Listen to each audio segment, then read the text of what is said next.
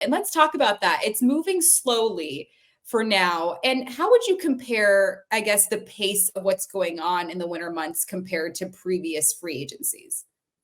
This it kind of reminds me a lot of the lockout. Just there's absolutely nothing Wow. happening. And I mean, I say that because we've seen very little movement whatsoever.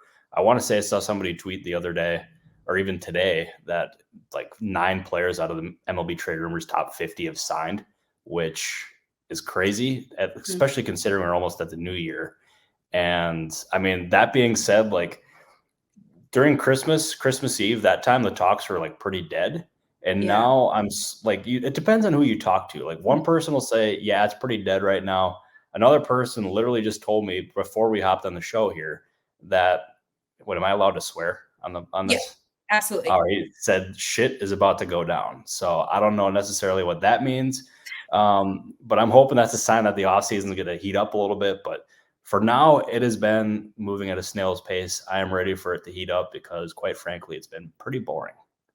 And before we get into the Ohtani talk, that we kind of assumed was going to be the domino effect, right? He would find his place, he would sign, he would have the press conference, and then think the dominoes would fall. Why is it taking so long? I mean, Ohtani's signed. We know he's going to be a Dodger. What's going on?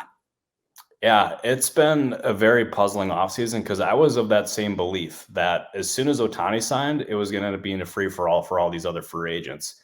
And then Yamamoto had about 8 serious suitors involved, and they were all big market teams.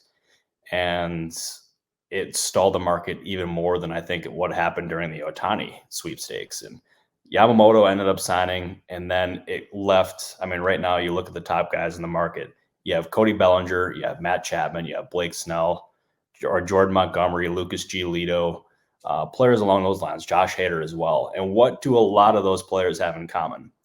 Most of them are represented by Scott Boras. The only ones that are not among the players that I listed are Josh Hader and Lucas Giolito. The rest are represented by Boras. And Boras is always someone who's really patient with the market and is not going to rush to take a deal. And he's someone who's not afraid to wait it out. And we've seen him do it with other free agents in the past, and it's just resulted in less of a frenzy than I think anyone could have really expected because this is moving way slower than I could have ever anticipated. I think there is some sort of light at the end of the tunnel for some of these guys.